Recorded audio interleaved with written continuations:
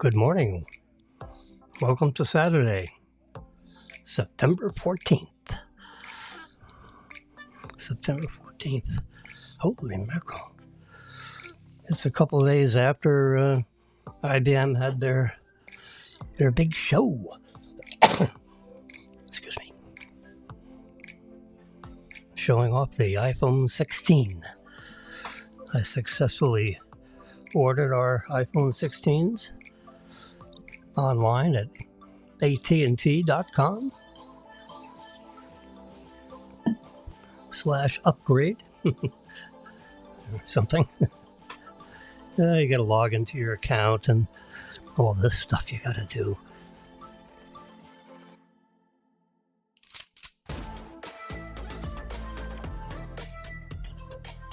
Which I did faithfully. Yeah, every year we renew our phones, turn in the old ones, get in the new ones. And maybe this is the year that we keep them more than a year. We don't have to upgrade every year. We just have the ability to do it. And they basically take the price of the phone, which is like $1,600 to get it configured with the memory and the few options you have. Titanium case. They added another 48 megapixel camera. So they have two 48 megapixel cameras. And one, I believe it's a 12 megapixel camera that's on the telephoto lens.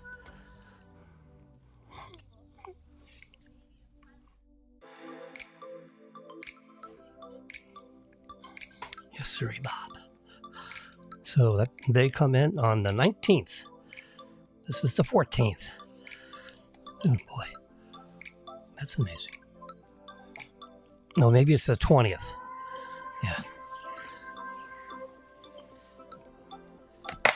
Whenever Friday is.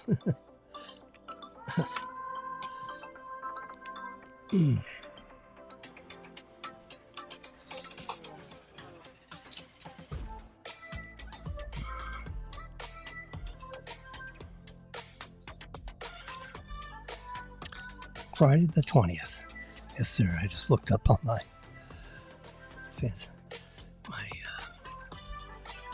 trusty iPad. Amazing. Let's see. Add me into the picture. Hello.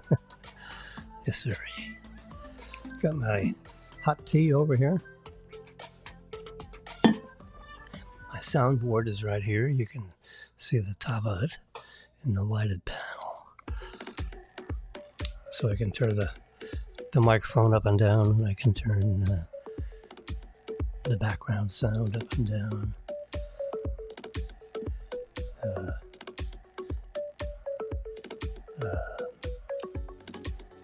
Do you hear the crickets? Yeah.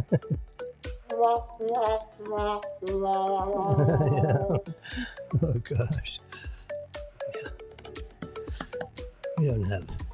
We don't have much sound control. I mean, we have a few things.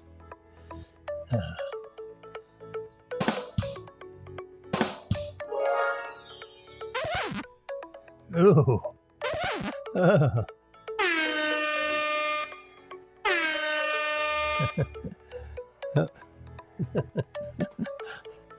Yep. That's the end of it. Lordy. Oops. There's the weather. I'm keeping an eye on that one. There we go.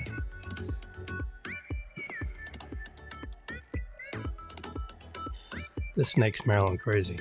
We have two cats right now. They're 12 or 13 years old. And sooner or later, they're going to kick the bucket, so to speak. We had Caribou, and she's already kicked the bucket. We have Kino and Kenya left. They're all coffees in Africa. Caribou, Kino, and Kenya. So Kino and Kenya are brother and sister, we're told, by the vet in the place where they have a whole bunch of animals.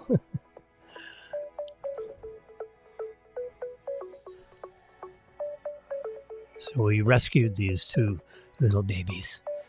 They were right by the front door. They said, "Oh, somebody just dropped them off." We've checked them out, and we're ready to disperse them in the back of the house where they have a million other cats. And they said, "Oh, hold on, let's take a look at those." We went all through there, and I said, "Marilyn, that has a broken tail. This one has that, and that one has it. And that one doesn't, the coat doesn't look very, the poor cats, they just don't look very good." But they're rescued, and they take care of them, and they feed them, and all that kind of stuff. So we spent like 45 minutes walking all through this rescue place, looking for some animal we could adopt, take home. And then they check you when you decide on an animal. Then they check you out like you're, a prisoner of foreign wars. Come on, what are you doing? You checking me out to see if I'm? Oh yeah, we have to look you up to make sure you haven't been cited for abusing animals. So, wow. I mean, really, they spent 10 or 15 minutes looking us up and looking at this place and looking at that place to make sure we're not bad people. I said, "Okay, do what you have to do." There's Marilyn. This is Jimmy.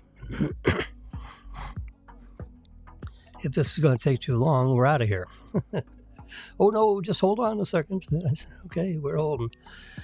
So I was walking out, almost walking out the door, and I looked over to the left. And down on the floor was a 2 foot by 2 foot by 2 foot by 2 foot cubicle cage with 4 or 5 little baby cats in there. And I said, "So what's with these guys?" "Oh yeah, they just were brought in, and the vet went through them and registered them and created whatever documentation he has to do so they're certified. And, they have the right shots, whatever they are." And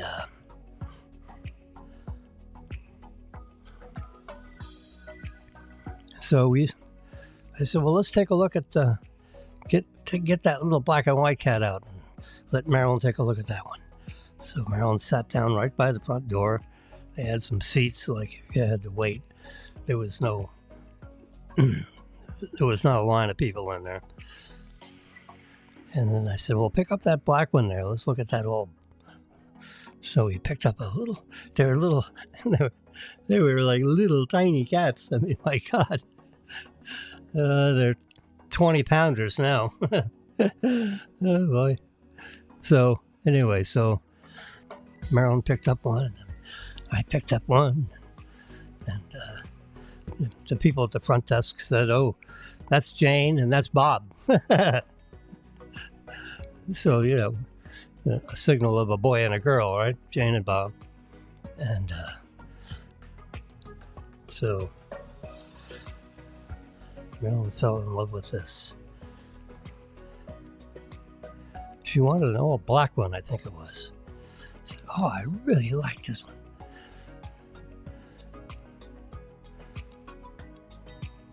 And she thought it was Jane. The black one was called Jane. And the black and white one, tuxedo cat, was called Bob. So just as we're holding the cats, the vet happened to walk by. No, you got it backwards. That's Bob and that's Jane." And Marilyn already fell in love with Jane. And it turns out it's Bob. Oh, gosh. So I said, "Well, here, you take this one and I'll take that one. And, maybe you can, So then she said, okay, I guess I like Bob, even though it's Jane. And she said, well, let me hold that one again, and you hold this one again. So we were passing them back and forth. She's trying to pick between the two. And this went on for about 10 minutes. And I said, ladies, we'll take both. We couldn't decide on which one, so we took them both.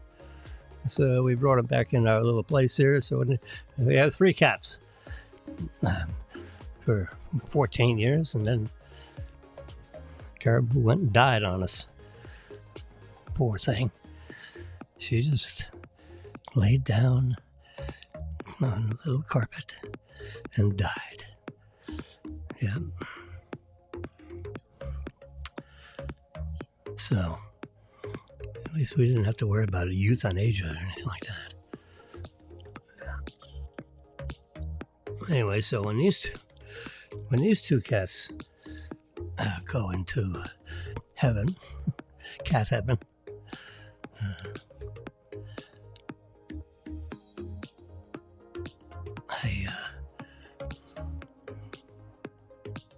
I was half kidding. Look at that cat. I said, how about if we just get one big one? I'd like to take that sucker out with a leash and walk it around the neighborhood. Create a little stir with all the little ladies with their dogs. Walk a little. Look at that. It looks like a lion. Holy mackerel. Look at the face on that cat. Oh my Lord. There, look at the paw. I wonder if there are claws sticking out there. They have claws. I mean, it's a bigger. That just happens to have a lot of hair. You give that sucker a haircut, and it'd look like one of those skinny beasts. They have all kinds of different hairs. And they're called Maine Coon cat. Maine. Actually, from Maine, originally. Maine Coon cat. Not Mancoon, it's Maine Coon. Yep. And you can look them up. I found a place, like in Kansas City. Would you believe? Couldn't be across the hall now. Got to go to Kansas City. But they've got a whole, they breed these things. It's a reputable company that you can drive there and go get it, or you can have it delivered right to your door for it's like $125. They'll deliver it right to your door, and they fly them in, I think, or I don't know how they do it. But they delivered a cat, and costs like $700 for the cat, and you add $150 for delivery, and you got yourself a cat in about 4 or 5 days. You have to order it, and you have to pay, and they have to make sure the money's good, and go through all this stuff. So for, under $1,000, you can get yourself a Maine Coon cat. I suggest just getting one of them, though, because they are bigger. I mean, they're lovable little. They're just like a cat, and just like that lady's hugging it and all that to hold it up for the photograph. Cats don't photograph very well. Hey, Butch, come over here and get your picture taken. I mean, I have my Kino's the boy cat that follows me around everywhere. I mean, it's unbelievable. I get up and I start walking around, and that cat is right at my feet. I walk into the bathroom, and then I do my, clean up my wash my face and so forth. And the cat sits right there, waits for me. And when I'm done, then I go back to the kitchen. The cat races into the kitchen, waiting for me to jumps up on the cabinets. And Yeah, I mean, the cat is, the cat is my little friend. And the little girl follows me around also. So I feel like a zookeeper. I got these little beasts following me around all over the place. Yeah, it's nice. Yep. But now they're, instead of little bitty kitties, they're mature cats, 12 and a half years old. I have it on my calendar. It comes up and says, "Bing, your cat is. This is the birth date. This is how old it is." Yeah. So that's why that picture is there, just to aggravate Marilyn, because she looks at that and she says, "No, come on, I need a friend." Oh yeah. So that's why that picture is there. So we ordered our phones. Yep, there they are. There's proof. I got mine with a tetrabyte of memory, and Marilyn, I got hers with a half a tetrabyte of memory. She has like 256, and she hasn't used half of it, a little bit more than half of it. So seems like every time I get her a phone, she jumps up, So probably next year, she'll need a tetrabyte because she's using 400 gigabytes. I have the phone so that when you take a picture, the original image is stored in the phone. And it's also backed up into cyberspace, in our backup system with these devices. And if you don't know what that means, I'll show you. So we go to settings. I'm touching settings. And I'm going to, what am I going to do? Just to show you what's going on with phone. So I'm going to touch about, the first one. And so you can see Apple Care renews on 9/22. Of course, you have to have Apple Care Plus. The plus is if you lose it. And if you totally lose it or it's stolen, for whatever it costs a month, it's, like I think $13. See, accidental damage, accidental hardware.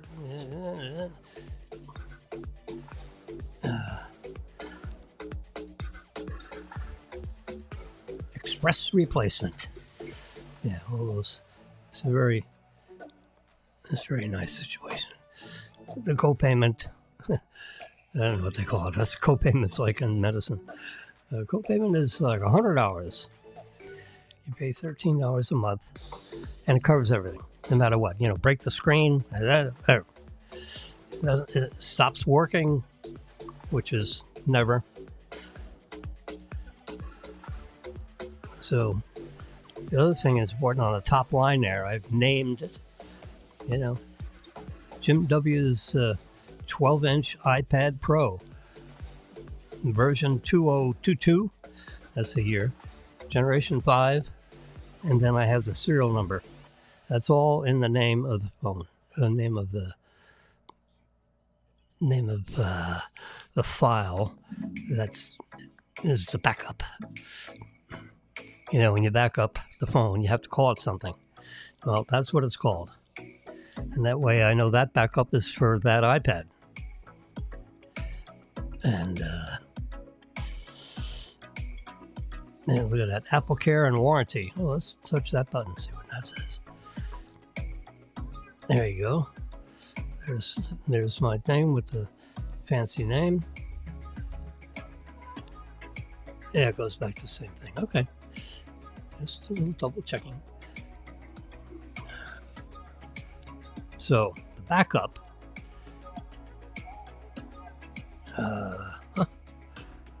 Let's see.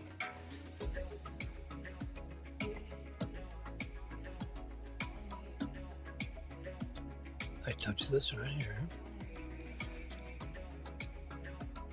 And then I go down here to cloud. See iCloud? iCloud.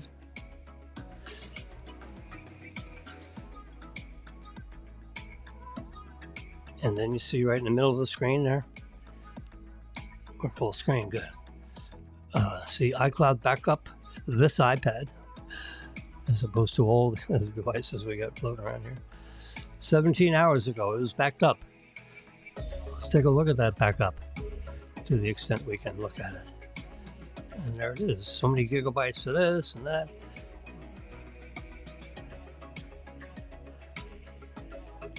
And I could back up now if I wanted to. You can see in blue in the middle of the screen.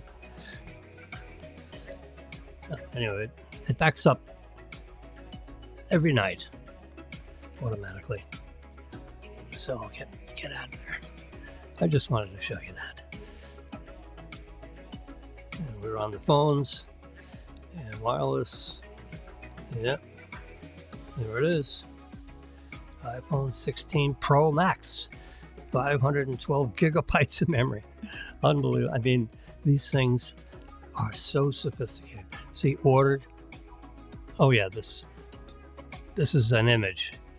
So it comes on Friday. It'll be delivered by 10 o'clock. I mean, FedEx runs around like crazy people, making sure the phone gets delivered by around 10 in the morning. Because that's within an hour when the store opens. Because unless you ordered it, which I did whatever day I created this, Friday, 8:07. You see here? I mean, they got a time, date stamp. There's my order number. There's where it's going. 8:07 a.m. Yeah. So, in 1 week, they deliver it. So you'll see it shipped on Wednesday. And they're all staged in places around the country. So they can make these deliveries Friday morning to, several million customers that ordered them early. And when they run out of that inventory, and of course they keep track of it,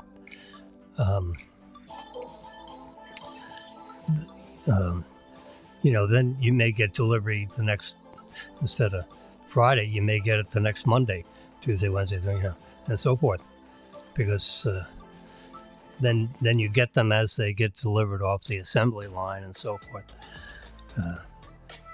So you got a check mark next to ordered. I got a text message and an email verifying the order. I got called from AT&T fraud department. That's the first time for that. And they said, Mr. Wilson, we've seen that did you order 2 of these? I said, yeah, I did. One for myself and one for Marilyn. Yeah, I sure did. Thank you so much, because we were just concerned that maybe someone else was ordering them in your behalf. No, that was me. Sorry, Bob. There's the 1 order, 2 order. There's both orders. Yep.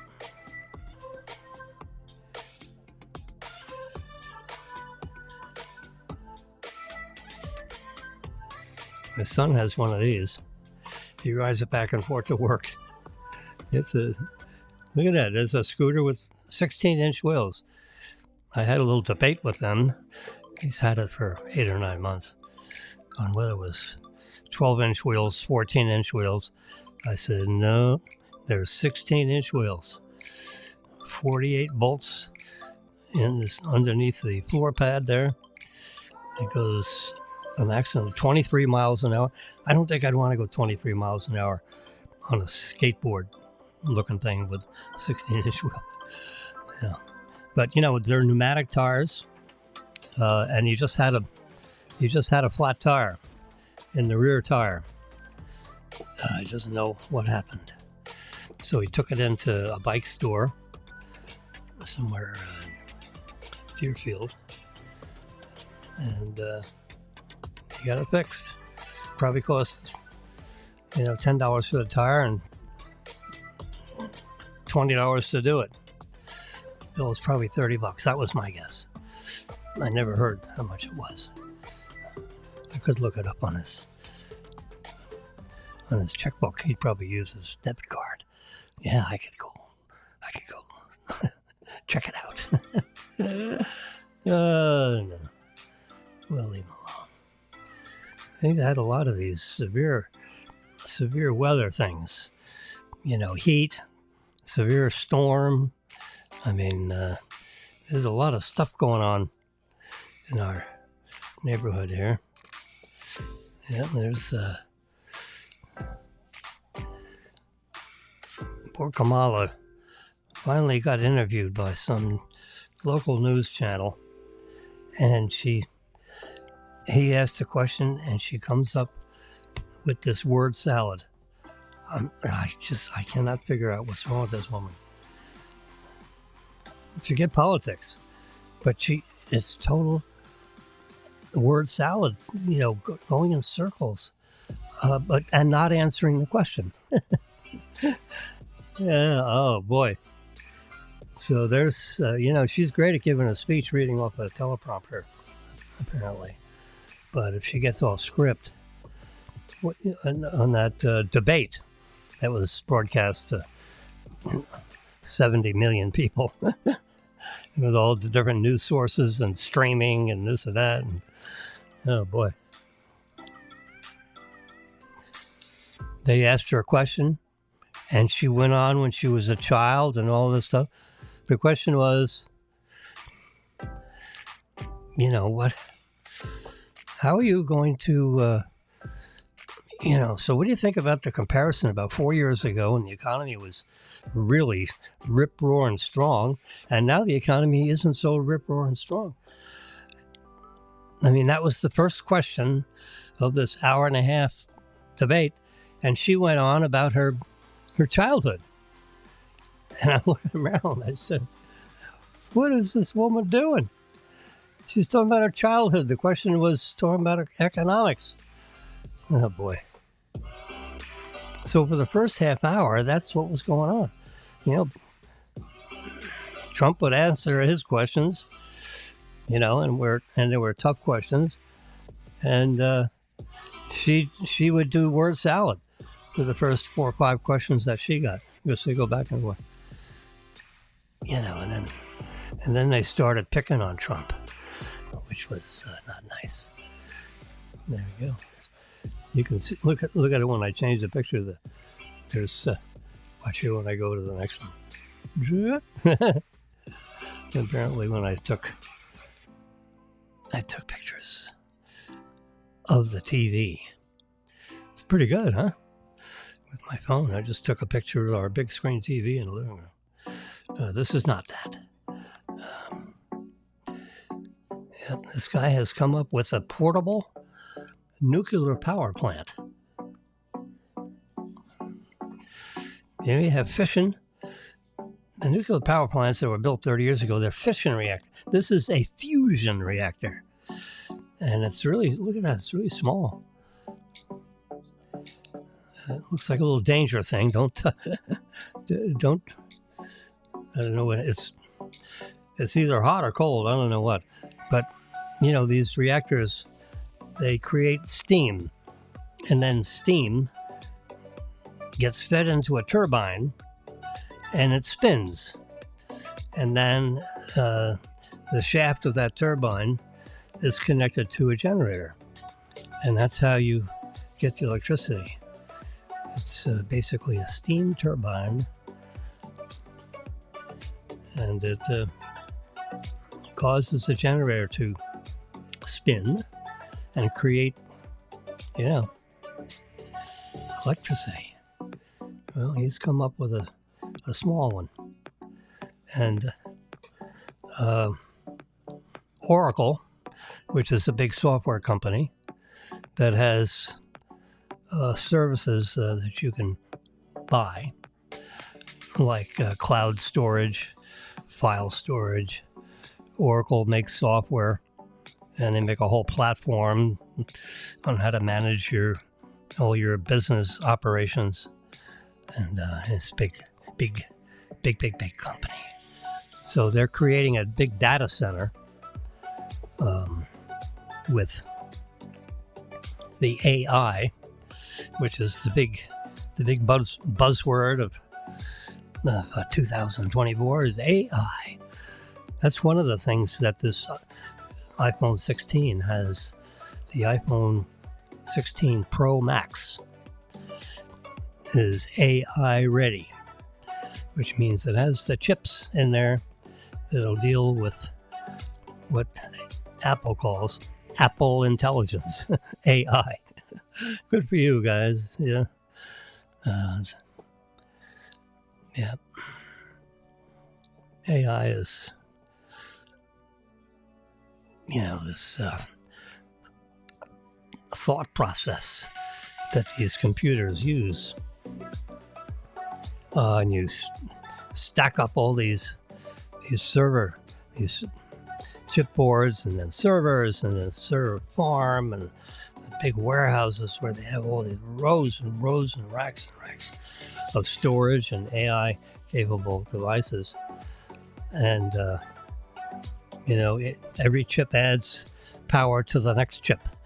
So if you have thousands of them, you multiply the capacity and the thinking, so to speak, of these massive computers. And our phones now that we get on the 20th in 6 days. Friday morning, I'll be opening up the box and plugging them into the chargers, and then I'll be downloading the recent backup that was done on Thursday night of my little trusty iPhone that I have. I guess we can go off. Controllers, let's have the combined view. There we go. There it is. So Jimmy's over here on the left. I prefer to be on the left. Actually, I think I prefer to be on the right. I'm a right side guy. Anyway, there's my little trusty iPhone. It's keeping track of, you can see the time of day, 9:42. Exactly. They're all connected into the atomic clock of the United States of America. Yes, sir.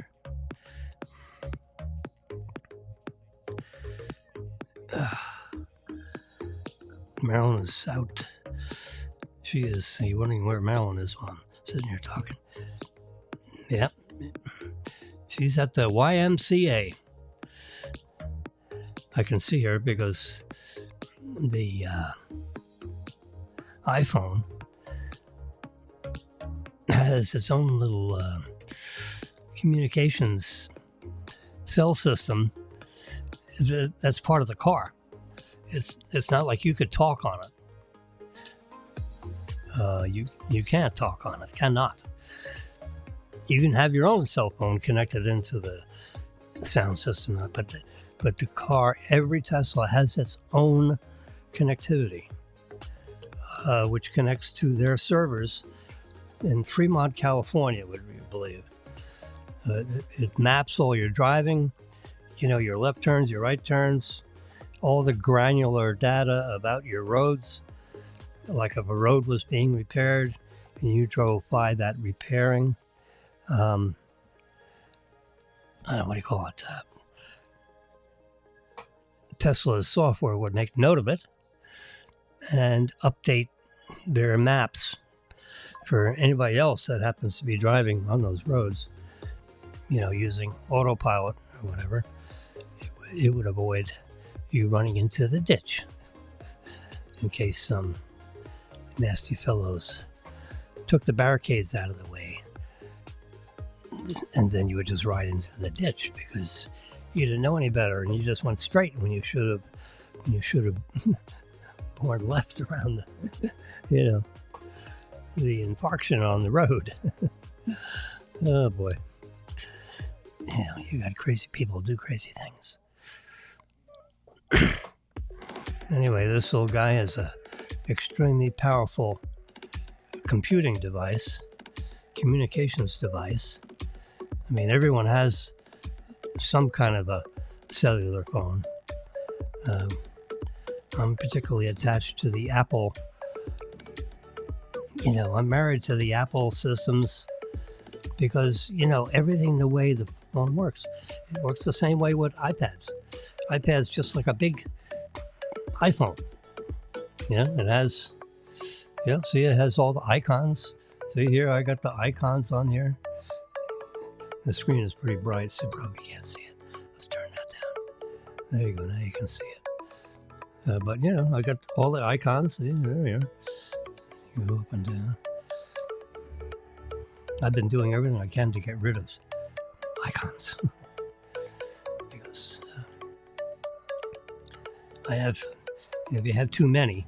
So I'm trying to get this phone ready so that in 6 days, let's go to General, and then we go to About, and there it is. I have all the information about my phone, and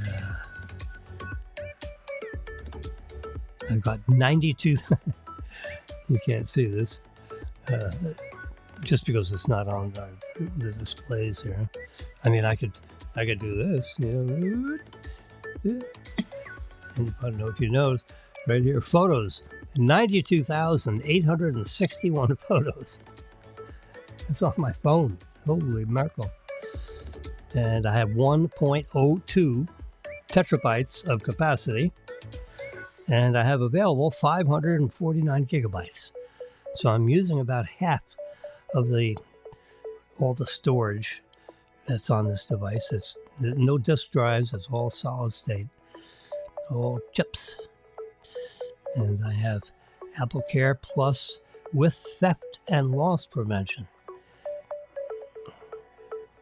There it is. Accidental damage, theft and loss, hardware service, express replacement. See, there are 5 items. When we did it on the iPad, it doesn't have theft and loss.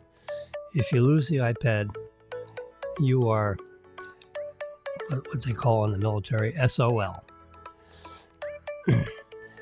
And the O and the L is out of luck, and you can just guess what the S word is. It's not a nice word that I would broadcast, but I'd say SOL because then you'd have to know what that means.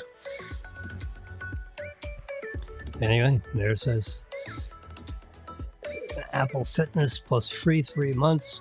Not now, thank you. Get rid of that. There you go. So,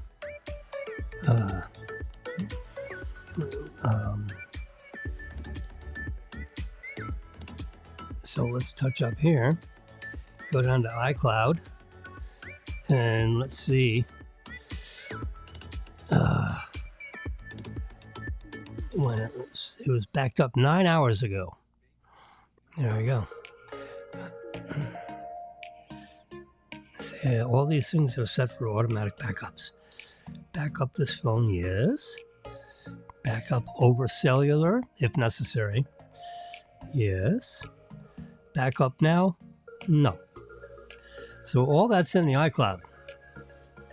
So when I get my new phone, I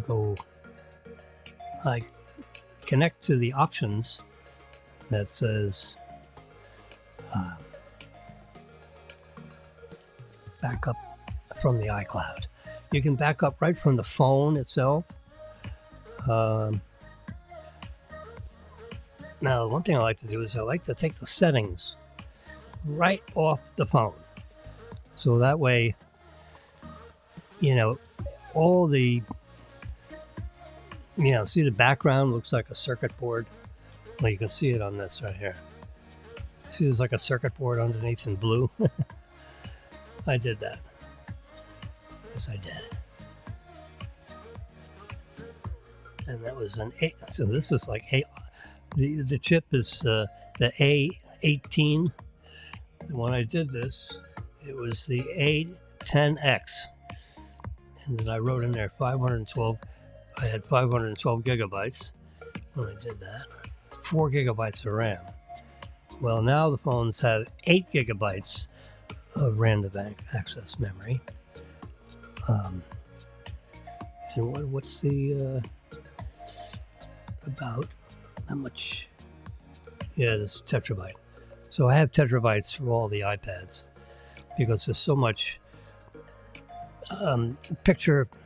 All the pictures that have been taken with whatever source gets exchanged to each device, like a screen capture, which you see a bunch of them here. See, these screen captures were taken off this iPad when I'm off the air, and the picture of the guys. There's a, so that's the grandson. There's the look at this. Look at the size of that. This missile is just coming out.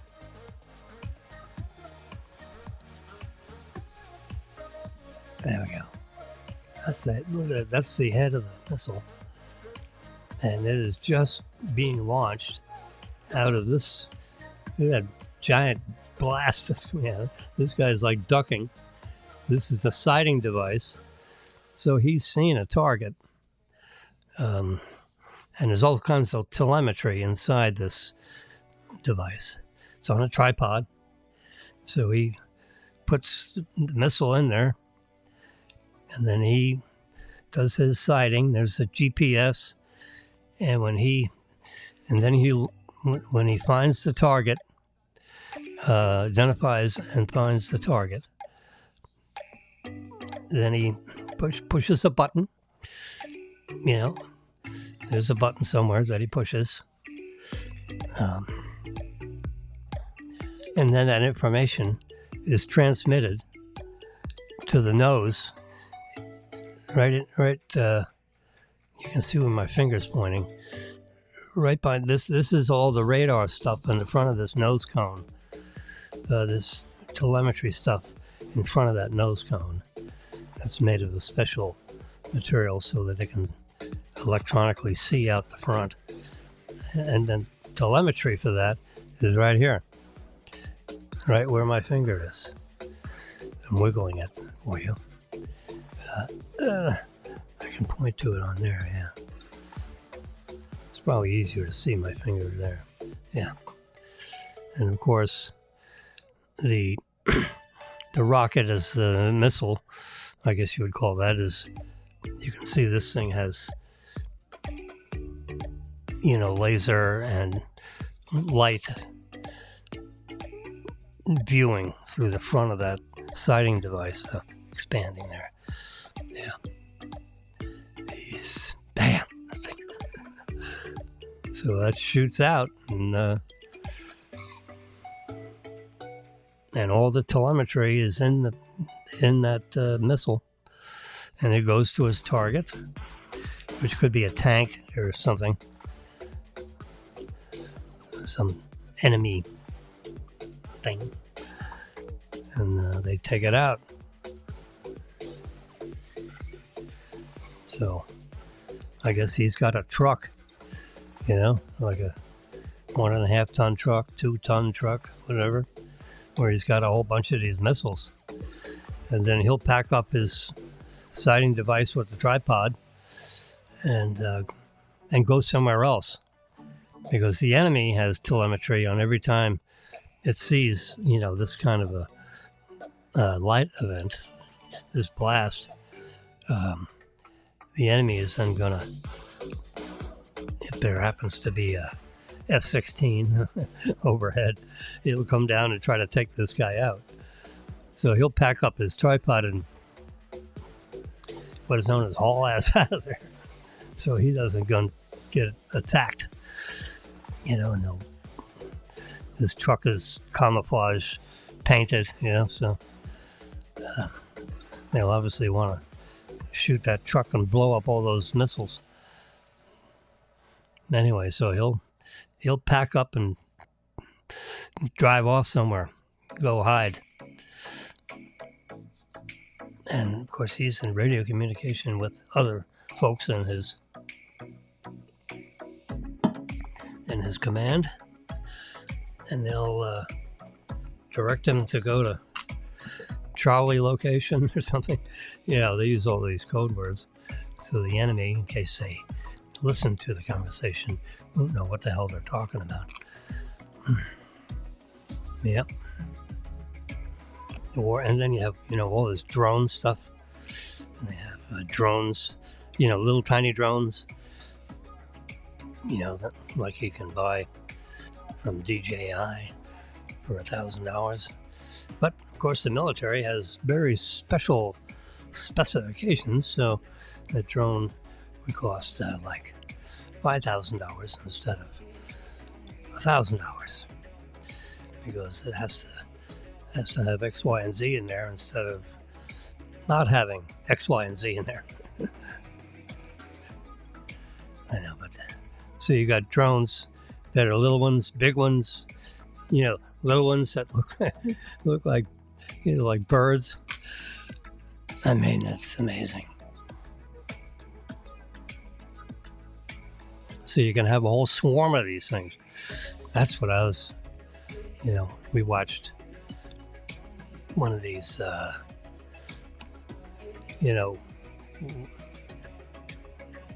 White House Down, where the enemy has attacked the White House. It's a movie, fiction, but it uses all these familiar places like the White House, or in London, and this big thing where so there's like 2 or 3 of these movies with the same lead character, which I don't know the names of characters. I don't waste my brain cells trying to remember all these things. My brain is packed full of all kinds of technology. Yeah. Photographic technology, rifle, handgun, and ammunition technology. I actually have a silencer for my guns, 9mm silencer. I bought it years ago, and it took a year to get clearance so I could buy it. I bought it, I paid for it. It got shipped to a local guy here in Boca Raton, Florida, to a place about 4 miles north of here, 3 miles north. Anyway, an $11 Uber ride, let's put it that way, in case I didn't have a car that day, because Marilyn's got the car. We had 1 car. We used to have 2. We got rid of 2 and got 1. So instead of 2 Hondas, we have 1 Tesla. And that Tesla car is a joy to ride, I'm telling you. What a car. Oh my God. We've driven the Teslas now for 5 years. You know how much service it's had? None. There's nothing to do. We only put like 6,000 miles on it, and we drive real carefully. So we've never had to rotate the tires because the tires look brand new. Yeah, we put about 6,000 miles a year. We turned in our first Tesla, which we had for 3 years, 3-year lease, $600 a month, $594, something like that, and never had to rotate the tires. Turned the car in, never got charged, wear on the tires. You pump them up to 40 pounds per square inch, which I need to go do. I've located my pump, portable pump that you screw into the tires, a standard screw.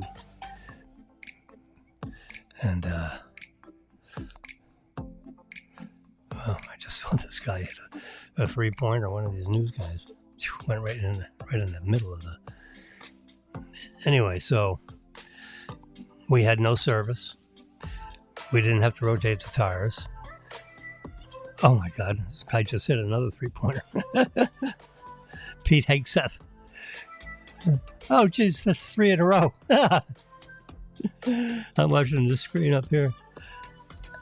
He finally missed one. God. I mean, he hit 3 of them. It was swishes. Anyway, so the Tesla, no service. There's nothing to do. You know, you got a battery and 2 electric motors. There's no transmission.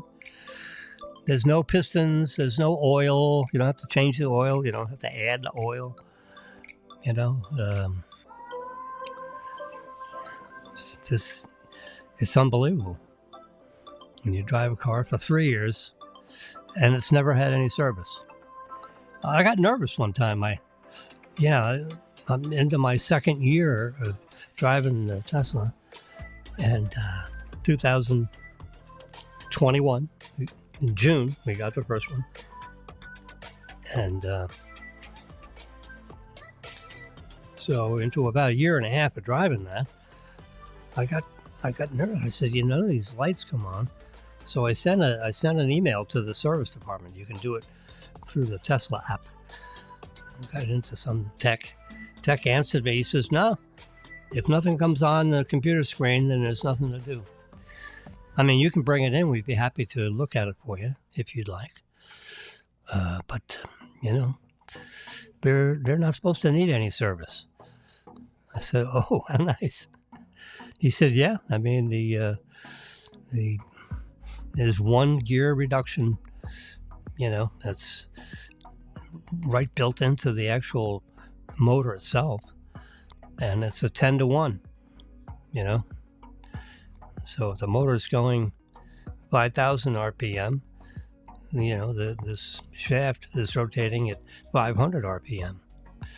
And that's as simple as that. So, you step on the accelerator pedal, the motor pushes you faster.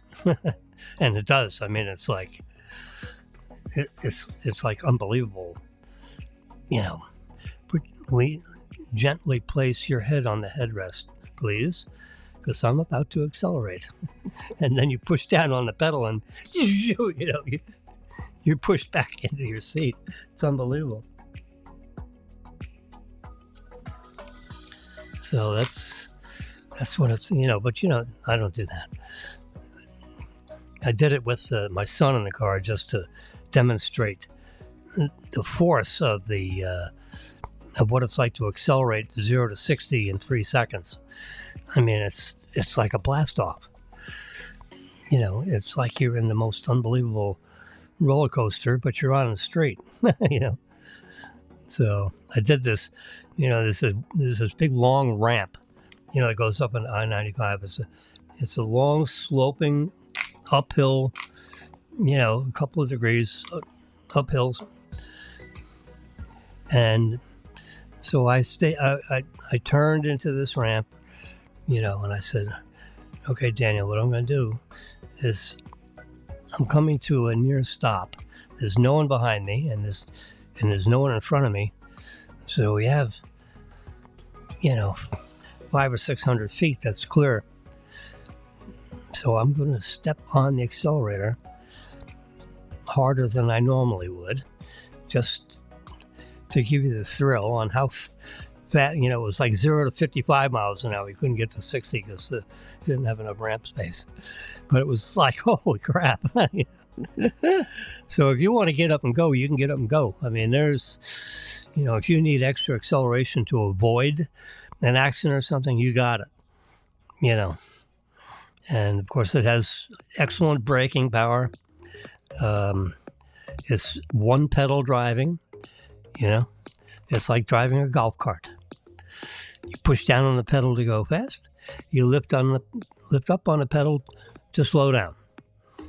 Because you have this regenerative braking, where if you lift your foot off the pedal, lift your foot up, so to speak, not off. You don't take your foot off.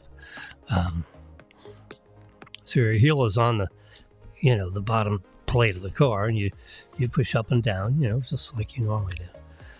But you don't need to deal with the brake, I rarely ever touch the brake pedal. out of habit and caution, when I come to it, I slow down just by lifting up the pedal. So you get to learn, how much braking force there is with the regenerative braking, and it's quite good. So if you've got, 100 feet margin between you and the cars in front of you, and they're stopped for a traffic light, you can lift your foot, almost, high off the pedal, so to speak. No pressure on the pedal, and it'll come it'll stop, to a full stop, as if you were touching your brake pedal. And of course, if it doesn't quite stop fast enough, you can always touch the brake pedal and give it some braking assist. It has traditional brakes, with rotors and brake pads and all that, but you're not going to replace them because you don't use them. Regenerative braking, there's no wear and tear. The motors become generators. If they're not energized, then the rotating magnets and so forth involved with those motors, they turn into generators, and of course, the generators put energy back in the battery, but there's a resistance to that generating situation, so that's what slows down your vehicle, because you're always connected. The drivetrain is always connected to the wheels, and the motor, I should say. You lift up your foot and the vehicle stops. You push down on the accelerator pedal, and it goes. And it can go really fast. It's rated to 135 miles an hour. I think I've gotten to 80. That's, like passing somebody on I-95. So instead of 70, I ended up going 80 while I'm going around some slowpoke, that's driving 50 miles an hour on a 70 mile an hour road or whatever. So I've gone 80, maybe 82, passing a car carefully. I'm usually the poke that everyone passes because I go the speed limit. I go, 5 or 8% over the speed limit. So, on a 70 mile an hour posted speed limit, I might go 75. Just a tad over the speed limit if I'm trying to go from A to B a little quicker. But I'm not one of these guys who goes 90. No. But the car's rated to 135. I've never gotten anywhere near 100, much less 135. That would be, with the steering and everything, I mean, it's all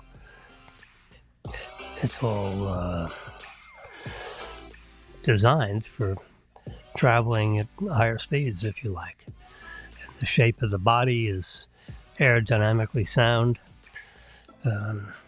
Drag coefficient is like 0.22, which is better than most of these high-speed sports cars. I mean, it has a distinctive shape. Well, that shape was designed in an air tunnel. I mean, they kept on experimenting with different shapes, when they carve cars, smaller cars, this size. They carve them out of clay, and all the dimensions, so forth, are started off with clay models. And then they increase the size of that clay model, and they experiment with that. It's a fine-tuned version of what this original clay model started at. And, that might be, a 1-to-10 ratio of the finished size of the car. And then they, from that, they do air tunnel tests and shape this and shape that and add a little more here. And, and it's amazing the difference in how it glides through the air with a wind tunnel. And the result of all that is the finished product in the air tunnel. And the air coefficient, the coefficient of drag is actually the technical term they use, the drag coefficient. How much energy does this vehicle, how much energy is needed to project this vehicle forward, at 75 miles an hour? What resistance? And resistance means if you're going 50 miles an hour in your car, you wind down your window, put your hand out the window, you can feel wind resistance. Well, that's what the drag coefficient is all about. So the less energy, if you turn your hand sideways, like this, instead of this, there's much less resistance in your arm. But as soon as you turn your hand this way, then you can really feel the wind resistance. Well, that's what they're doing when they're shaping the car. They're trying to make it like this instead of like this. That's the easiest way I can explain it. So the result of all that is, in scientific terms, it's the coefficient of drag, or the drag coefficient. And 0.22 is better than the Maseratis and the Corvettes and all these fancy high 800 horsepower vehicles. The drag coefficients are like 0.3, 0.34. I had a Corvette at one time in my younger life. A 1959 Corvette I drove. It was my father's car. And my mother said, "Bill, give Jimmy your car keys. He's taking that to college." Oh, my dad had this very sour face as I drove off in his car. Oh boy! And I think he just got a Cadillac. I don't know if I don't think he replaced it, because I don't think I ever drove it home. I don't think the only time I went back to visit, I think I flew. The car was left in the garage wherever I flew from. So I drove that car off. Oh, and then my parents moved to Florida. So there wasn't a place to drive home to. The home was sold. Someone else is sleeping in my bedroom. I had some treasures. I have some treasures buried around that house, right underneath my window of the room that I had in the southeast corner of the house. I was trying to figure out northeast, southwest from that location. Yeah. So my window, when I look straight out my window, I look south. So I lived on the very southeast corner of that house. So under that window was a little treasure. I forget what I buried. Some little, got a couple of my secret things. Had it in a box, buried it underneath my window. My little. Someone 1,000 years from now will find this little treasure. They'll open up my little box, and there'll be a few little trinkets in there, and I say, "What the hell is this?" 1,000 years from now. So, I read an article about these time capsules where they do the same thing, but in a more scientific way, and blast them off and put them on the moon. Yeah. So if somebody else goes to the moon and they find this thing, they can see what the civilized Earth was all about. If they could figure out how to, read the communications that's embedded in these chips and things that, who knows whether they know what a chip is. maybe they're so far advanced. Say, hey, does anyone know how to read the information off this ancient chip? That's the problem with that. But then they have books in there. They select book. They have. It takes them years to figure out what they're going to put in the space capsule, and they make several of them. They have one of them buried somewhere in the United States, and they put another one on the moon. Yes, they did. They left a time capsule thing on the moon. Excuse me while I take a sip of my hot tea. Yeah. Indian black tea leaves, which I put in a special canister that goes in the K-cup, single cup brewing system, which is marvelous. And if I drink coffee, it's Bustelo. Yep, K-cup Bustelo. I buy cases of that. And inside the case is 6 boxes of, how many are in the box? It's gotta be more than, probably like 20 K-cups. And I buy 6 at a time. Amazon, of course. Yes, sir. All right. Well, we didn't get through a lot of my. Russia is losing 1,270 troops a day. This is an Iraqi soldier, apparently, in the Ukraine war, and they're killing Russians at quite a stagger. This whole it's terrible. Russians are trying to take back property that was lined off as Ukraine, and Russia says, "Well, that's ours."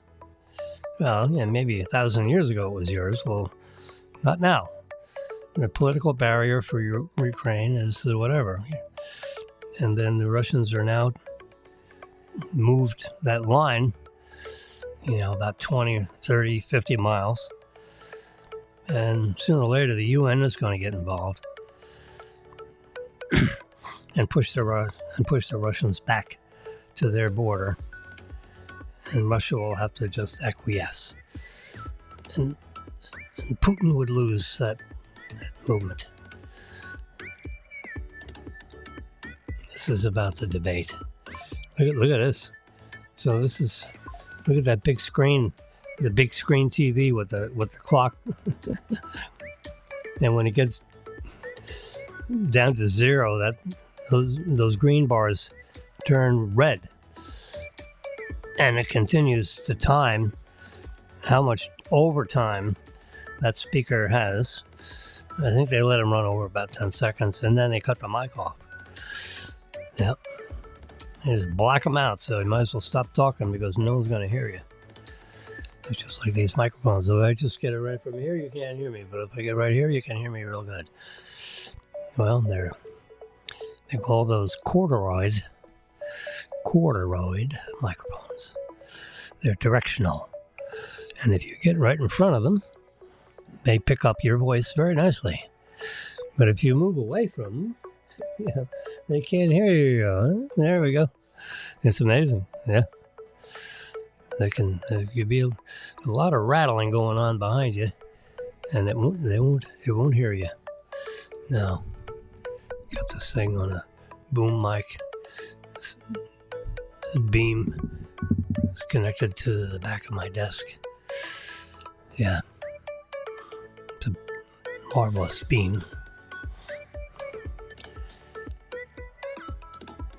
Oh, yeah, there. This Vance character. That's him, TJ.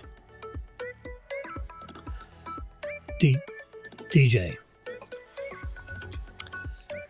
I think it is, yeah, DJ. Gosh darn it.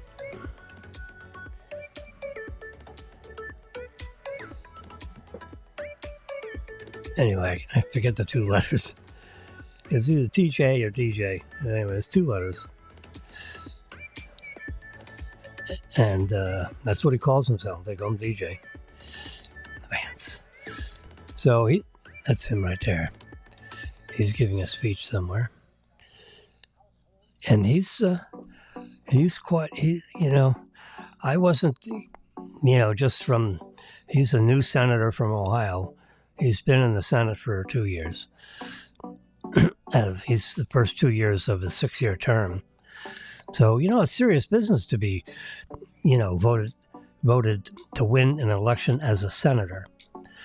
Because there's only 2 of them per state. So the governor is in charge of the whole state. But the senator is like, there's 2 senators in a state. So, and it's Ohio. So, it's got, 15 or 18 million people, something like that. And they have elections every 2 years. There's an election.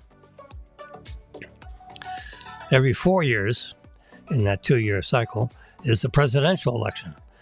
So this year, 2024 is the presidential election.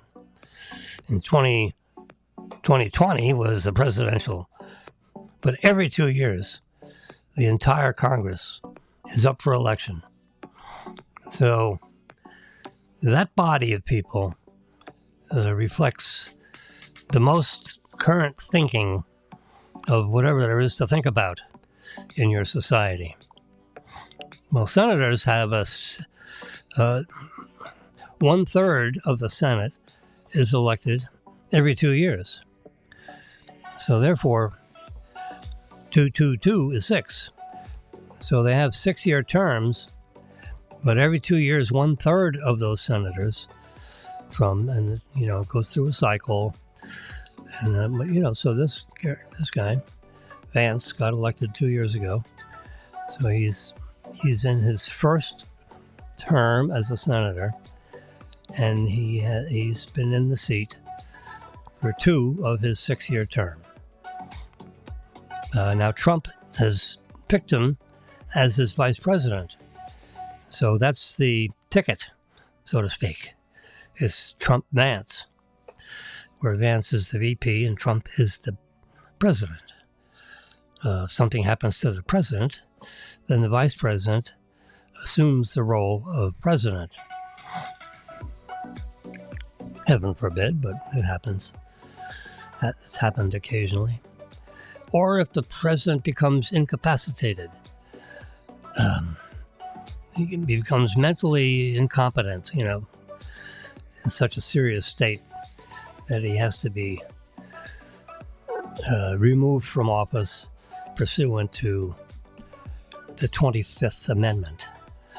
If you ever hear that, 25th Amendment, uh-oh.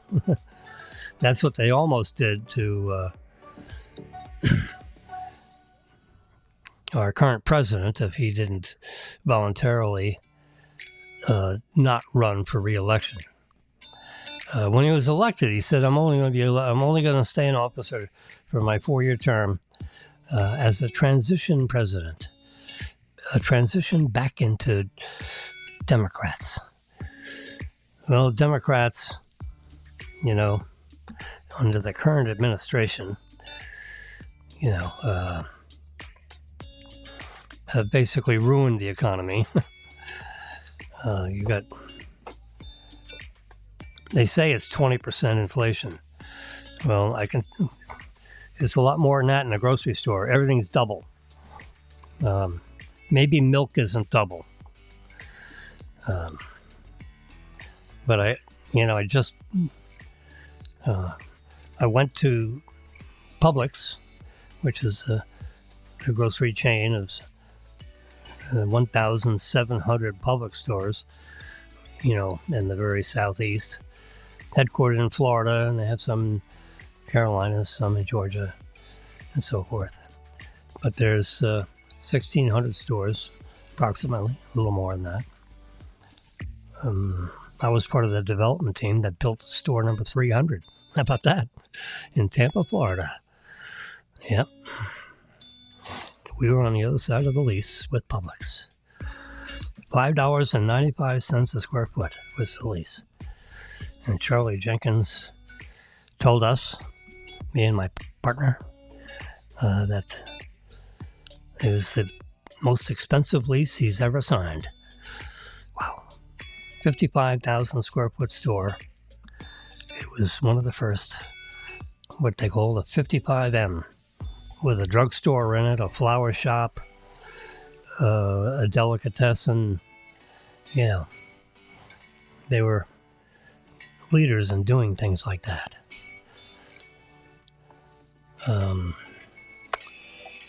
So I went to Publix a few days ago to pick up medicines that were ready for me to pick up for Marilyn and myself. So, and they require, some of them require refrigeration. So you had to go get it. You couldn't have it delivered to you. Ozempic. I'm taking Ozempic. And that's, you know, an injection that you take once a week, which you self-administer. It's no big deal. Little skinny, short needle. You stick it in your skin, and you inject, you know, a half a milliliter, which is a third of a teaspoon, if you're trying to figure out how much fluid that is. And you inject it subcutaneous. In other words, under the skin. You don't inject it in the muscle. It's under the skin in the fatty tissues of wherever you want to stick it. Usually, in your mid, you can put it in your thigh, or you can stick it in your thigh. You do not feel this needle. It's the diameter of 2 human hairs. Yeah, it's that skinny. A little stainless steel needle, with a pointy front of it. So it's like a needle, but it's got a hole in it. And then you push a button on the top of this injection device. You dial it, for this half a milliliter, and when you turn the knob on the top of this thing, it spring loads the plunger to push in exactly a half a milliliter. And the cylinder holds 4 weeks worth of, 4 injections of half a milliliter per injection. And you get 2 milligrams of semaglutide, SEMA, glutide, spelled exactly the way it sounds, semaglutide. And I'm taking 2. My dosage has now been stepped up to 2 milligrams, which is the maximum dosage called for the Ozempic formulation, which manages your blood sugar. And it does a real good job of it. Instead of your blood sugar going way up and way down, it controls it. It manages your blood sugar. I mean, it's unbelievable. I used to take, 6 unit injection of insulin. I didn't like controlling my blood sugar with pills. Metformin is the pill, 500 milligrams of metformin. I was taking 1 in the morning and 1 at night. And I just didn't, I read too many things that were unfavorable about metformin. So I switched. Doctor, let's switch to insulin instead of metformin. And I found this pen system made by Norvo Novo Nordisk. Novo Nordisk. It's a Swedish company, would you believe? Sweden. They've got smart people in Sweden. Well, Novo Nordisk has created this whole, delivery system with subcutaneous. That's what they call it, subcutaneous. That's what a doctor would call it. Subcutaneous injections, which the patient can do themselves. They don't have to go to the office. It's very simple to use. You just do this, do that, dial this. You screw in the needles, and you buy a box of needles for $19, 100 needles, and you buy the prescription of, insulin, which holds like 300 units, I believe. But you only take, with the way my blood sugar system is operating, I take, it's actually 4 units of insulin before each meal. And that basically flattens out my blood sugar so it doesn't spike up with the meal. You take the insulin and then it cuts off the top of the curve if you want to draw curvy lines. And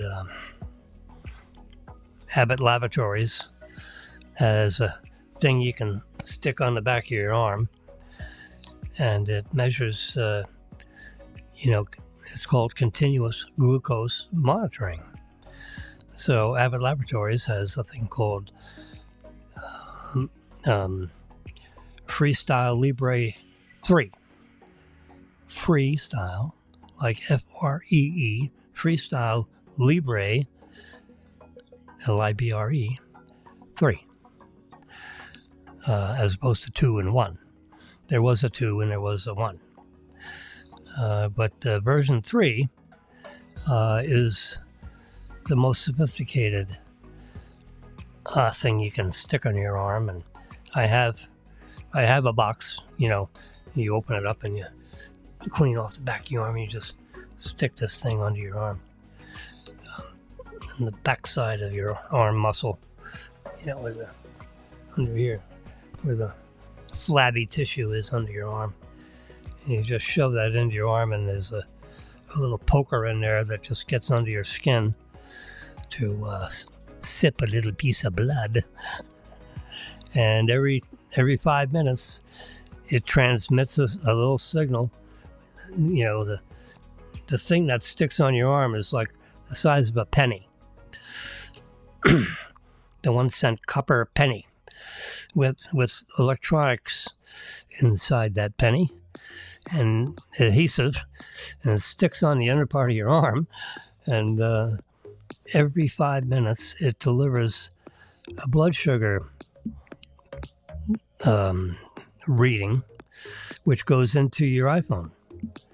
And I have it so that it goes not only into my iPhone, but it gets transmitted into my watch, which is pretty cool. You can look right on your watch and see what your blood sugar is. Oh, my lordy. The technology is unbelievable. Yeah. There's my watch. I have to put my secret code in there and turn off. There's a setting. So if you go into a movie theater, you can turn it off so your watch isn't giving me all kinds of audio signals to tell me to do this and do that while you're watching a 2-hour movie, and it'll shut up. But you gotta there's an easy way of turning it on and off.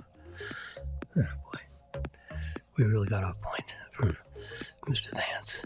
Anyway, when I first heard about Mr. Vance being a senator, the junior senator from Ohio, so it's not some little goofy state off somewhere. You got Ohio's, somewhere between 15 and 20 million population, I think. Florida's over 20 million now. So it's a serious state right smack in the middle of the country. And Vance is the junior senator. He's been a senator for a couple of years. I really didn't notice too much about Vance. I heard about it when he was running, 2 years ago. And I remember Trump, who was not president at the time, he was post-presidency, 2 years ago. Oops, there we go. And he backed Vance, and that helped him get elected, actually, because his polling results, went way up as soon as Trump endorsed him. And he, comfortably was elected. And he must have been keeping in touch with Vance, because he picked him to be his vice presidential running mate. And he delivers good speeches. This is a cognitive person.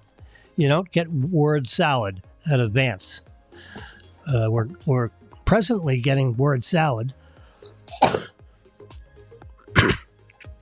Excuse me, whenever our Kamala Harris, whenever she decides to, she really hasn't had a news conference.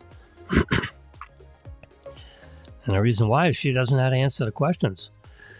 She doesn't have the worldliness to, answer a current events question, which is terrible. I mean, she's just not paying attention to what's going on in our country or outside. Well, Vance is. He is a very cognitive person. You do not hear word salad out of Vance. And, as a senior citizen of our country down here in Florida, crowding 80. I'm not there yet, but boy, I'm getting close. I pay attention to what these guys say, and I listen to them carefully. And, I'm a scientist kind of a guy. I'm not really a political science guy. I wasn't really in school, high school and college. I wasn't really up on, history. I was more interested in math and science and biology and chemistry and physics and physical chemistry and botany and all these. I was interested in all that kind of stuff. The arts part, where these people study poetry and all that. That's not Jimmy. That might be interesting, but I'm much more interested in the other topics I just mentioned. Anyway, so when I hear Vance, I listen. And I listen to how he answers the question. I may not agree with everything he says, but this kid is aware of what is going on in the country and in the world.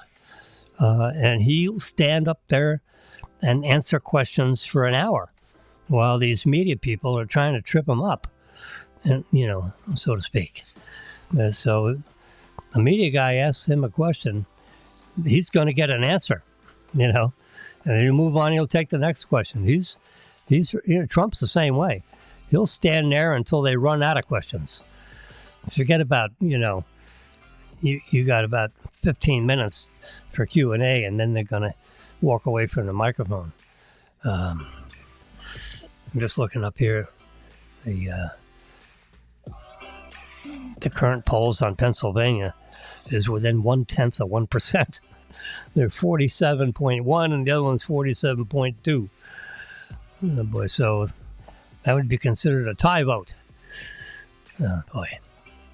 Anyway, Vance is doing a good job of explaining, what's going on in the world of Trump being a president again.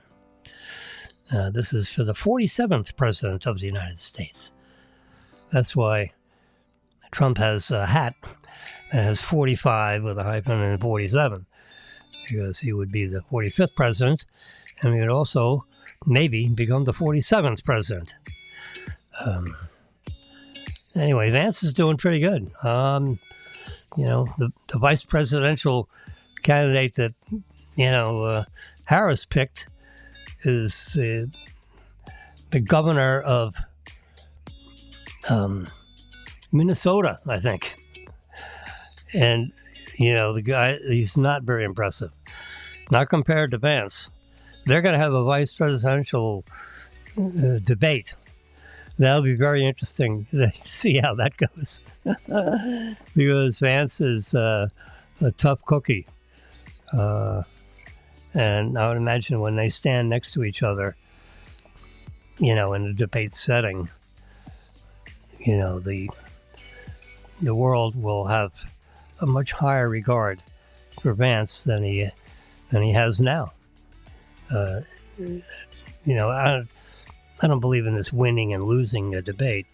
It just stands both candidates up next to each other, and you get an idea of who speaks word salad and who actually speaks, with the knowledge of the subject material and the command of the subject and what you would do about whatever the subject is.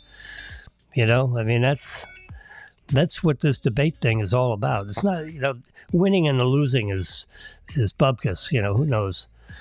How do you score it? Who scores it?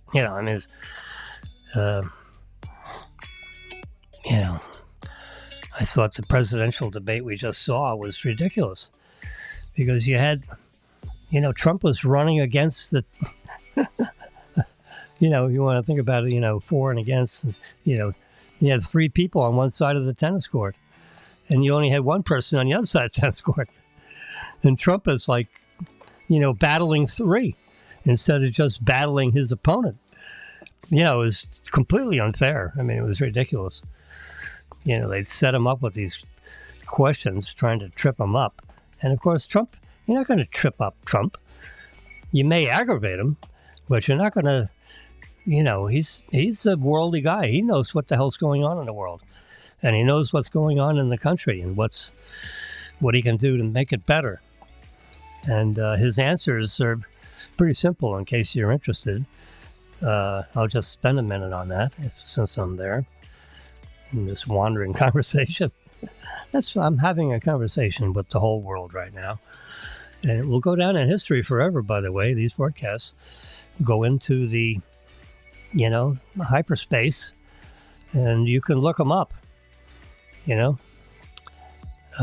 a simulcast, which I might mention, of Facebook Live, YouTube Live, and Twitter Live. And my handle, that thing with the @ sign, is at FAU4U, the number 4 and the letter U. FAU, standing for Florida Atlantic University, because I've been adjunct faculty there for over 20 years. I've been teaching there for 24 years, and since 2003, I published my first and only book, Principles of Digital Photography and Post-Image Processing. And most everybody is interested in the post-image processing. Anyway, so @ sign FAU4U. That's for Facebook Live and YouTube Live. And, my FAU4U is tied up with a conflict on Twitter. They blocked me. And I can't figure out how to get unblocked. And you can't talk to anybody. And I don't know what they said. Well, you did something wrong and you're blocked. And I'll be damned. What I did wrong. So I wish I could unblock that. So I opened up a new account, which I'm not blocked. I am active. And it's Jim W. 5596. How about that for a goofy @ sign thingy? Capital J and a capital W. JIMW 5596 with the @ sign in front. And you can find all these things on my broadcasts on Twitter. But the other two sources of information, like Facebook and YouTube Live, which I've come to really appreciate. There you go.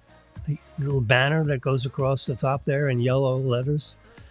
Jim Wilson's live simulcast, broadcasting on 3 social networks simultaneously. How cool is that? YouTube Live, see that? At FAU4U. I'm looking right at the top of the screen here. Facebook Live, YouTube Live. Facebook Live is at FAU4U. And Twitter Live is at Goofy Jim W5596. And the 5596 is if you were dialing on a pad, a telephone pad. 5596 is JLWN. M for Maryland. 5596, yeah. Broadcasting on all 3 networks at the same time. It can be live. You could call me right now, and we could have a conversation while I'm live. Or you can text me, and your text message it could come up on the side here. And I talk about all kinds of things. And I was talking about Vance, and I've been impressed with the way he, seems to understand what the hell's going on in the world, which I think is kind of important. You see this little stop. This is an electronic thingy that's showing that I've been on air for 1 hour, 37 minutes, and 6 seconds. 8, 9, 10. Exactly. So you can look at the broadcast after this is over, and you can move it ahead like frame by frame, and you'll see this rapid is 1/10 of a second at a time flying by there, and you can see those seconds, slowed down to 1/10 of a second at a frame if you want. I think this broadcasts at 30 frames per second. In high definition TV, actually. So the camera's over here, kind of like over my shoulder right now, so you don't really get a good look at Jimmy, because it's not a pretty picture. When you get to be 109 years old, yeah.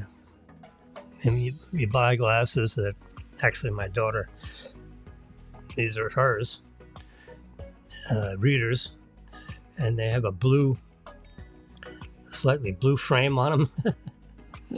So I walk down the streets and I got these blue. I actually don't wear glasses. I don't need corrective lenses when I'm driving or walking around. But I use them for reading so I can see the keyboard and everything is perfectly in focus. Because these are like 1.5s, positive 1.5s. I can read everything. If I take them off, I can't read anything. unless the letters and numbers are really big. Yeah, no. Past 6 feet, I can see real good. But under, 3 feet, this 18-inch business, like if you're reading or looking at this keyboard, I usually put this black pad over this keyboard because that brightness is just not necessary. Yep. And this is a film which prevents, from touching the keys, because I don't really need to, protects the keys. And that just covers up with some blackness, because we don't need to see this magnificent iPad Air with a 15-inch diagonal screen. It's a beautiful screen, as far as the lighting. The plugs are in here on the side.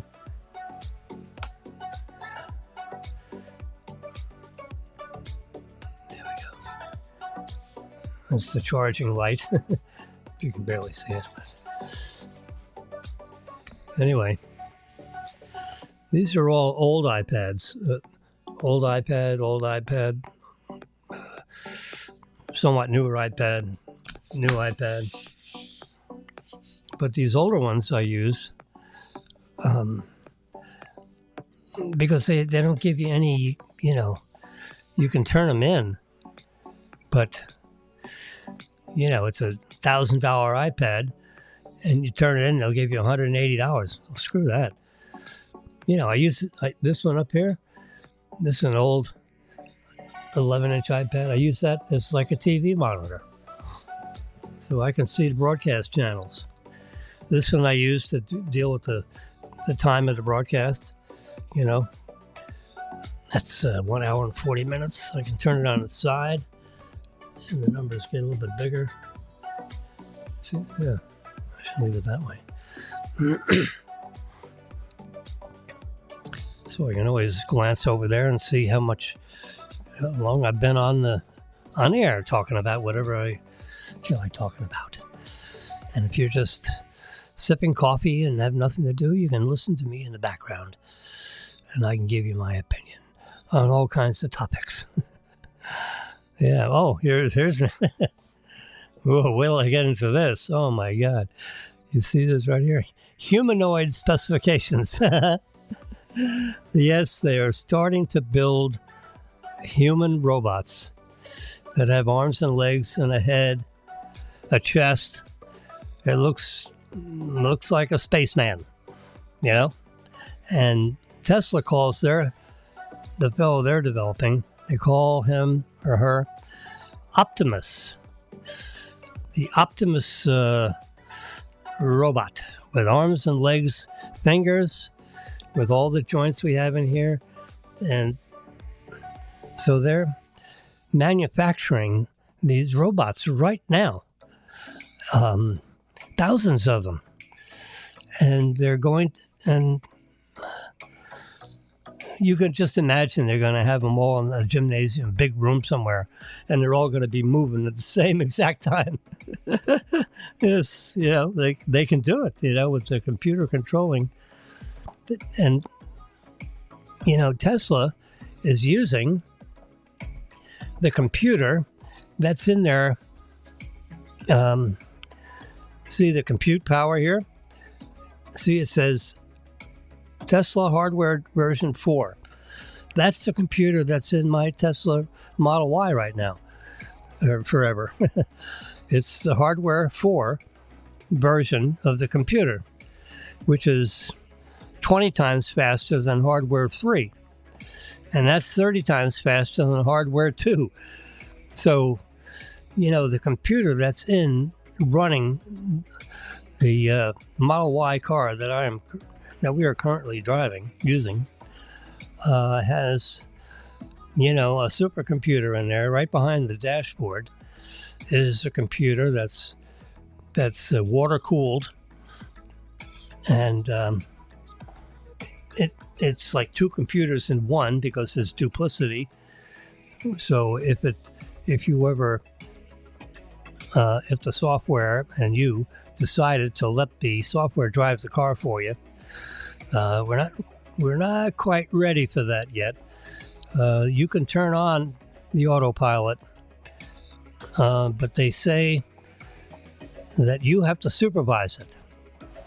Okay, for supervised use, which means you gotta have your hands on the steering wheel, and if you take your hands off the steering wheel, it'll set off a little quiet alarm. Something will buzz or ring after about 45 seconds. So if you can actually turn away and go get something and come back and then grab the wheel, and there would be no fault, so to speak. But anyway, the software is getting very close. I've let the full self-driving, they call it FSD, full self-driving. So the software and this Tesla version 4 hardware, that computer is the same exact computer that's in my car. And it's in the chest, of the robot. And instead of, the signals coming from 4 wheels, This signal comes from 2 arms and 2 legs, and instead of the 3 forward cameras looking forward to steer the car, you got several cameras in the head of this robot, so it can look ahead, and it's got, cameras looking behind it and on each side of it and so forth, so that at all times, the robot can see all around itself simultaneously, where, the typical human has his eyes in front of him looking forward. You can turn your head, and you have, like 130 degrees of peripheral vision, so to speak. You have a range of vision that you're focused on something in front of you, but you can kind of see what's going on. Yeah, with about 120 degrees, of peripheral vision. So with your both eyes, you might get like 100, you're not going to get 180 degrees. You can't see totally sideways, but let's say 150 degrees, reasonable peripheral vision. Anyway, but the computer that runs the car is in this robot. And its weight, with all the devices and things in there and the batteries and so forth, it weighs 160 pounds, 161 pounds. That's the weight, and it's 5'8" tall. It can walk up to 5 miles an hour. They don't want going faster than that. That way you can outrun your robot if it ever starts chasing you. Yeah. It's an unimaginable concern. And I read somewhere, and it can pick up 45 pounds. So I could train this robot to take my trash down to the trash chute. I'll call him Robbie the robot. Okay, so Robbie, would you please take the trash to the trash chute? And he would pick up the trash, and he'd walk out the door. He'd lock the door behind him. He'd walk down the hallway, open up the door to the trash chute thing, pull open the chute, and drop the trash in there. And then he'd come back, unlock the door, come in our apartment, lock it again, turn the knob and lock it, and then come back and start doing whatever else was on his list of things to do. Like wash the dishes. And I said, Marilyn, I understand that sometime after 2025, if I'm fortunate enough to live that long, I'd like to have one of these robots. It could kind of like watch after me while you're out doing whatever you're doing, right? So, we could be sitting there and they'd take the trash out for us. It could wash the dishes, fold the clothing, do the laundry. It'll be our, full-time housekeeper. We could, still get the housekeeper because I don't know if I'd want Robbie fooling around with the toilet. I guess he could put on gloves and clean up the toilets. It's smart. It has a computer in there that's pretty capable. And the Tesla guys were saying that it's possible, or maybe it was analysts that were looking at the, an analyst guy made up this chart here for the Optimus because he was comparing the Optimus to the Figure 2. There's another robot being manufactured by somebody that weighs 154 pounds. Oops. Darn it. I'm trying to do an expando thing here so we can read this chart. 154 pounds, 5'6".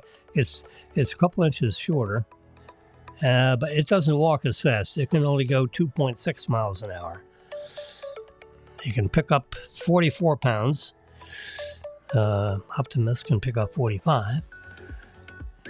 Here you go. Look at this one. This on the top, third item here. Hands.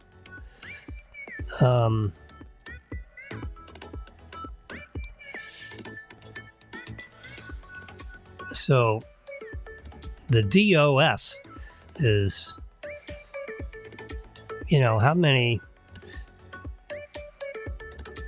how many movements do you get out of the fingers and the wrist?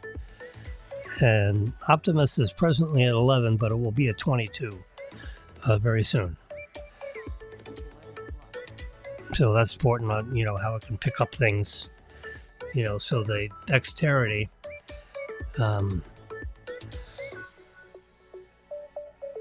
that's 16 on that one, and the robot, the Optimus, will have 22. They just redid the hand. They took out one of the digits. They were saying, do we really need this extra digit? Well, apparently they do, to get the proper dexterity so it can, pick up this thing right here. It can pick up an egg and move the egg around and make sure it doesn't crush it. A raw egg. It's very impressive.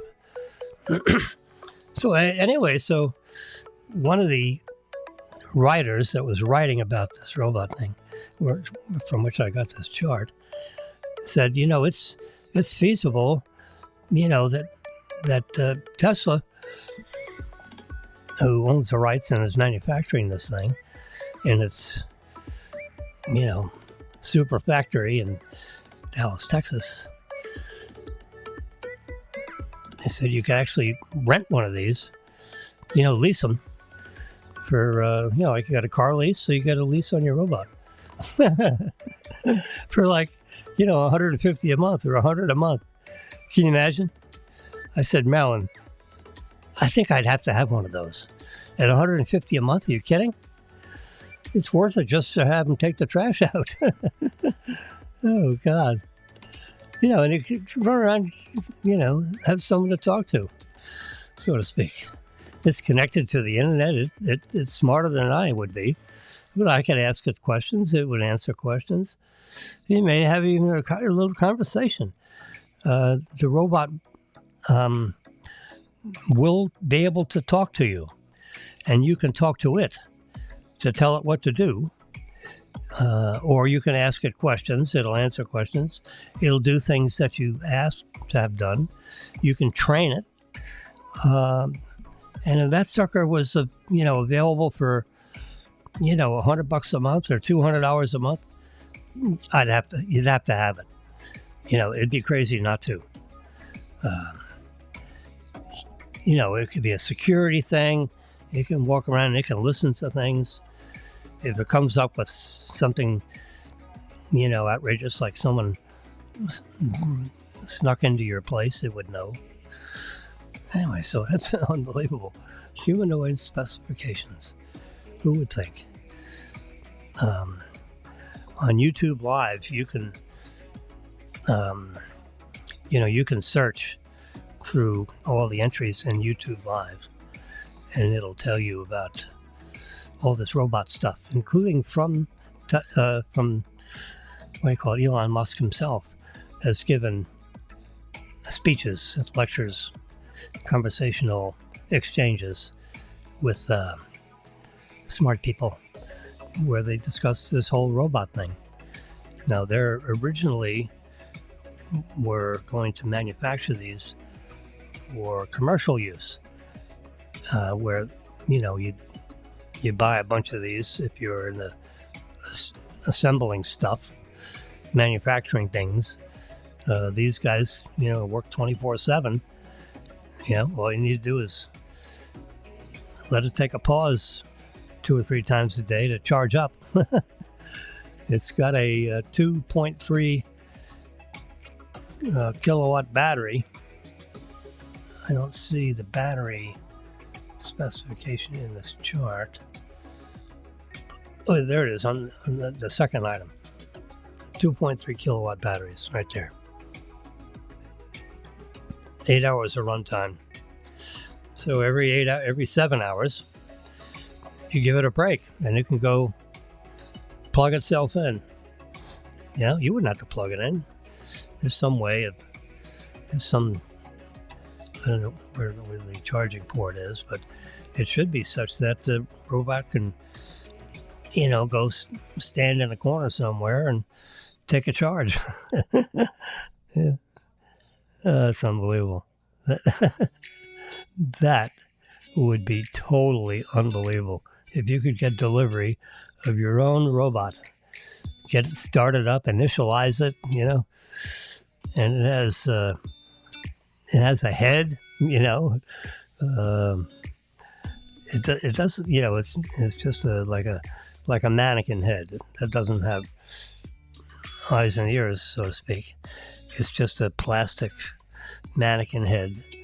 But the front of the plastic, you can see stuff that's written on, display items and service items in case you were servicing the machine. It's like crazy. Yep, you can talk to it. It'll have speakers, it'll have microphones, so it can hear what's going on. It can process what it hears, and it can talk to you, and you can talk to it. So all that software is built into the Hardware 4 version of it says Tesla Hardware version, Hardware 4, which is what is in my car right now. I had hardware version 3 in the Tesla, our first Tesla that we had from June of 2021 to 2023. And then 2024, in March 18th exactly, we got our new Tesla, which is hardware version 4, which is, the hardware version specifies all kinds of things, not just the computer. But the computer is, it's like a dual computer for the duplicity, needed to make jurisdictions happy with its self-driving.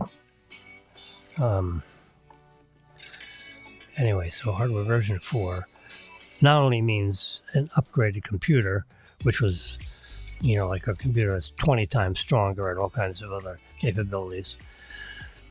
Neural net and, more cores and more this and more that. Yeah. It's gone beyond my knowledge of the design of the computer systems that are used to drive a car. But, the cameras are all 5 megapixel cameras instead of 1 megapixel cameras. So there's a lot more video information that's being processed in the software system to drive the car. You can see with finer vision, you might say. It has 3 cameras in the front, right in the top of where your rear view mirror thing is. But, on the other side of that, looking forward, there's 3 cameras. Wide angle, normal lens, and telephoto lens. So we can see what's going on in front of it. And then there are 5 other cameras, 2 on each side and 1 facing rear from where the license plate is. So you have a total of 8 cameras surrounding the car. And there is provision for radar, high definition radar, right on top of the front license plate. There is a place in version 4. There is a plug and a port into the computer for high definition radar. On Model Y and Model 3, they're not using radar. They seem to think the video is good enough from the 8 cameras. But the Model X and the Model S, like Sam, has the radar. Now, whether they're going to eliminate the radar at some point in time, that is, they had radar in the Model Y and they took it out. And they took it out, they said that the signals that it was giving the computer were like in conflict with some of the video information that was coming from the 3 forward cameras. So they figured, it's not really giving me that much of an advantage. So why don't we let's take the radar off and see what happens. You don't have a radar when you're looking out your windshield when you're driving as a human. And these cameras can see just as well as the human eye. So why do we need radar? Well, how about if it's foggy out? The radar can see through the fog, but your eye, your vision cannot, nor can the cameras. So there's some weather circumstances where the radar is helpful. And so I have a feeling that radar is going to get back in the package. You know, just to if nothing else, to make the regulatory bodies feel good about the car's ability to see what's ahead of it. You know, like a person standing in the road. Well, if it's a foggy morning, the cameras or the human eye ain't going to be able to see that person standing in the fog until it's too late, and boom, you hit them with your car. You know, or or a deer in front of you. You know, where you'd be able to stop the car, or the car would stop itself before it ran into a big animal that's in the middle of the road that could maybe kill you by hitting it and you steering away and ending up in a ditch. I had a friend of mine, my neighbor, that got killed coming back from college on, Easter break or Christmas break or something. And he swerved off the road to avoid hitting a deer and ended up killing himself in a car accident, swerving into a ditch and hitting a tree. Boom, he's got flown out of the car and got lethally injured. Yep. He was my neighbor. Nice guy. Got killed in a car accident avoiding hitting a deer. So that's one of the reasons why it wouldn't be a bad idea to have radar in front of the car. It's not that it's like it costs them like $5 for the radar. So it doesn't cost, it's not a big cost item. Maybe it's $10. Because when you're buying millions of them, the price comes down. And I do think they buy the radar as a unit that's manufactured by somebody else. Tesla makes just about everything in the car. It makes the batteries. It makes, it doesn't make the cameras. They're made by Sony or, they're modular systems with the lens and the electronics that is associated with that would be the equivalent of the retina, the imager, they would call that. In the eyeball, they call it a retina. In the digital camera scenario, they call that the imager. And the imager is right behind the lens system and all that. Well, that camera module is manufactured by, somebody else, like Sony or somebody who can do a good job. Tesla is very demanding on the specification, as is Apple, because they have 3 camera systems in my phone here, and a form of radar. They call it LiDAR, which emits laser light instead of radio frequencies. Like if you're going to measure the wall or measure anything, it uses this LiDAR thing. There's an app called Measure, and it uses the LiDAR. But here, there's 3 different camera lens systems in here. This is a 5x telephoto lens, and there's a normal lens and a wide-angle lens right here. 48 megapixel camera in one of these. And the phone we just bought, there's 2 48 megapixel cameras, a wide-angle and a normal. And the telephoto, I believe, has a 12 megapixel camera. I don't know if it's 12 or 20. I've read 2 different articles, and it was 2 different numbers. I should go to the Apple site and look at the specification of the telephoto imager. But in the model, the iPhone 16, they are going to two 45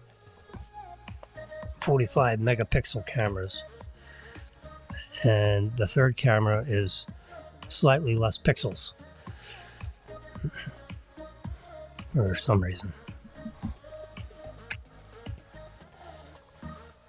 Anyway, so I've been reading all about this robot thing. I'm getting very interested in seeing if, according to Elon Musk, it costs $10,000. That's the cost to build it, from the factory. Now the question is, what are they? And they're going to, the first versions are going to go out to commercial clients for $20,000. So, maybe after maybe after it gets to be, going in the public, it could, maybe they'll lower the price to $13,000. And a manufacturing cost of $10,000, $13,000, and then maybe it could be, leased for, $150 a month, so that I could have one. Oh, Lordy, that would be amazing. I'm sitting here training a robot. Jeez. Every 3 years you turn it in for another one. 3-year lease. You would do that. You'd be smart to do that. All right. You can see from my little device right here, I've been on the air for 2 hours. On my surprise Saturday, I didn't even know I was going to be on the air on Saturday. But otherwise, I'll see you Monday morning. And as soon as I get Marilyn off and get things locked up, I'll get back on the air and I'll have something else to talk about. So you guys have a nice weekend, and we'll see you Monday morning.